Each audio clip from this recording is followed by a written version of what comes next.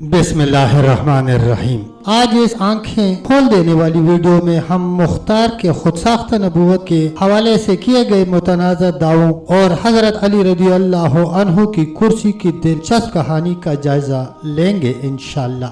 क्या ये हकायत सच्चाई पर हैं या महज चौंका देने वाले फरेब हैं जिनका मकसद गुमराह करना है। दोस्तों हमारे साथ शामिल रहें। अब हम तारीखी शवाहिद को तोड़ते हैं, माहिरीन की आरा का तज्जिया करते हैं और इन सनसनीखेज दावों के पीछे छुपे मुहर्रिकात को जाहिर करते हैं। कम्युनिटी पर इन दावों के असरात और मोमिनों और शक करने वालों के लिए इनका क्या मतलब है। हम इस पेचीदा मौजू की तहों को खोलेंगे, आपको ऐसी बसीरत फराहम करेंगे जो रवायती नजरियात को चैलेंज करती हैं। ईमान, शनाख्त और यकीन की ताकत के इस नाजुक इम्तिहान से महरूम न रहें। मजीद फिक्र अंगेज मवाद के लिए वीडियो को लाइक और चैनल को सब्सक्राइब जरूर करें। आपकी मसरूफियत आज की सबसे अहम बातचीत में आपको गहरी बसीरत फराहम करने में हमारी मदद करती है। आइए मिलकर सच्चाई को तलाश करते हैं। मुख्तार का पूरा नाम मुख्तार बिन उबैदा बिन मसूद सकफी है। हजरत अली रज़ी अल्लाह अन्हु जब कूफा में तशरीफ रखते थे तो आपकी एक कुर्सी हुआ करती थी। उस कुर्सी पर बैठकर अक्सर हुक्म व अहकाम जारी किया करते थे। हजरत अली रज़ी अल्लाह अन्हु का एक बांजा जादा बिन उम्मे हानी बिनते अबी तालिब का बेटा था, कूफा में रहा करता था। वो कुर्सी उसी के कब्जा में थी। मुख्तार ने कूफा में अपना सिक्का बिठाकर उस कुर्सी के हासिल करने की कोशिश की। जादा ने कहा, अच्छा मुझको एक हफ्ता की मोहलत दीजिए कि मैं उस कुर्सी को तलाश करके आपकी खिदमत में पेश करूं। मुख्तार ने कहा कि मैं 3 दिन से ज्यादा की मोहलत हरगिज नहीं दूंगा। अगर इस अरसा में तुमने कुर्सी न पहुंचाई तो सख्ती व तशद्दुद का बर्ताव शुरू किया जाएगा। जादा के मोहल्ला में एक रोगन फरोश रहता था, उसके पास भी उसी किस्म की एक कुर्सी थी।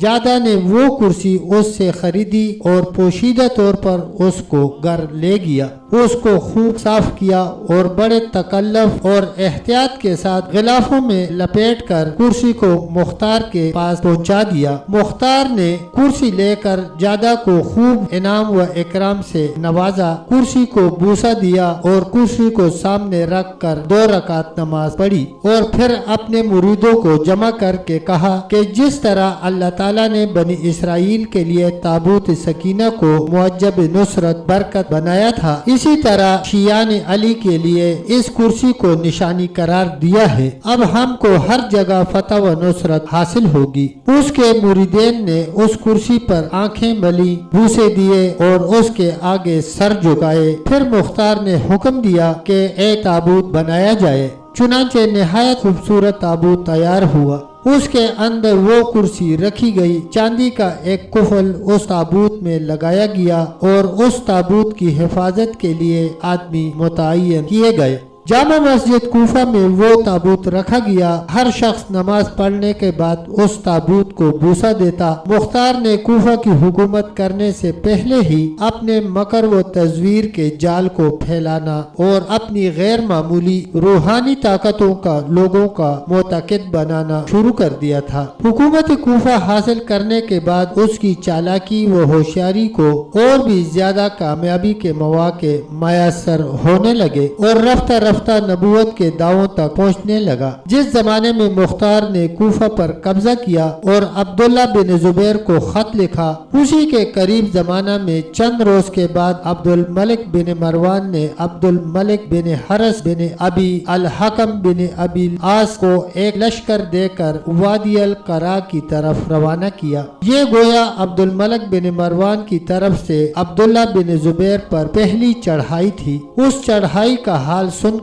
मुख्तार ने दूसरा खत हजरत अब्दुल्ला बिन जुबैर को लिखा कि अगर आप चाहें तो मैं आपकी मदद के लिए कूफा से फौज रवाना कराऊं। हजरत अब्दुल्ला बिन जुबैर ने लिखा कि अगर तुम मेरे फरमान बरदार मती होने की हैसियत से फौज रवाना करते हो तो फौरन एक फौज वादी अल करा की तरफ भेज दो। मुख्तार ने शर्जील बिन दोस्त हमदानी को 3000 की जमीयत से ये हुक्म देकर रवाना किया कि तुम सीधे अवल اول مدینہ میں جا کر قیام کرو، پھر وہاں سے مجھ کو حالات لے کر بھیجو، اس کے بعد جو حکم میں دوں اس کی تعمیل کرو۔ مدعا اس سے مختار کا یہ تھا کہ میں اس بہانے سے مدینہ میں فوج بھیج کر محمد بن حنفیہ کی خوشنودی اس طرح سے حاصل کر سکوں گا کہ عبداللہ بن زبیر کو بھی کوئی اعتراض نہ ہوگا اور میرا اثر شیعان علی میں ترقی کر سکے گا۔ عبداللہ بن زبیر مختار کی چالاکیوں کو سمجھتے تھے۔ انہوں نے مذکورہ جواب مختار کے پاس بھیج کر فوراً عباس بن سہل بن سعد کو 2000 آدمیوں کے ساتھ متعین کیا کہ اگر کوفہ سے مختار کوئی لشکر بھیجے تو اول یہ معلوم کرو کہ وہ محکوم ہو کر آیا ہے یا خود مختار ہے۔ اگر محکوم ہے تو اس سے کام لو اور اگر وہ محکوم ہو کر نہیں آیا تو اس کو واپس کر دو، اور اگر واپس جانے سے انکار کرے تو اس کا مقابلہ کرو۔ مقام عقیم میں عباس و شرجیل کی ملاقات ہوئی۔ عباس نے کہا تم لوگ مقام وادی القرا کی طرف ہمارے ساتھ دشمن کے مقابلہ کو چلو۔ شرجیل نے کہا ہمیں سیدھا مدینہ جانے کا حکم ہے، وہاں ہم دوسرے حکم کا انتظار کریں گے، تب کہیں جا سکیں گے۔ عباس نے اول ان کوفیوں کو کھانے پینے کا سامان دے کر تواضع کی، پھر تعمیل حکم سے انکار کرنے کی پاداش میں حملہ کر کے اپنے 2000 آدمیوں سے ان 3000 کو مجبور کر دیا اور 70 آدمی قتل کر کے کوفہ کی طرف زبردستی لوٹا دیا۔ مختار نے اس سے بھی فائدہ اٹھایا اور محمد بن حنفیہ کو خط لکھا اور محمد بن حنفیہ کو خط لکھ کر عبداللہ بن زبیر کی شکایت کی کہ انہوں نے میری فوج کو آپ تک نہ پہنچنے دیا جو آپ کی حفاظت کے لیے میں نے روانہ کی تھی۔ اب مناسب یہ معلوم ہوتا ہے کہ آپ اپنے ایک معتمد خاص کو بھیج دیجئے تاکہ میں اس کے ساتھ ایک زبردست فوج روانہ کر دوں اور لوگوں کو بھی آپ کے فرستادے کی زیارت سے اطمینان ہو۔ محمد بن حنفیہ نے مصلحتاً جواب میں لکھا کہ میں تمہاری حق پسندی سے واقف ہوں، تم مجھ کو گوشہ عافیت میں بیٹھا رہنے دو اور مخلوق الہی کی خونریزی سے پرہیز کرو۔ میں اگر حکومت و امارت کا خواہاں ہوتا تو تم سے زیادہ لوگوں کو اپنے گرد جمع کر سکتا تھا، لیکن میں نے اپنے تمام دوستوں اور ہوا خواہوں کو معطل کر رکھا ہے۔ اللہ تعالیٰ خود ہی جو چاہے گا فیصلہ کرے گا۔ تب تک دوستو اتنا ہی، انشاءاللہ ملتے ہیں ویڈیو کے اگلے حصے کے ساتھ۔ تب تک کے لیے اللہ حافظ، اللہ نگہبان۔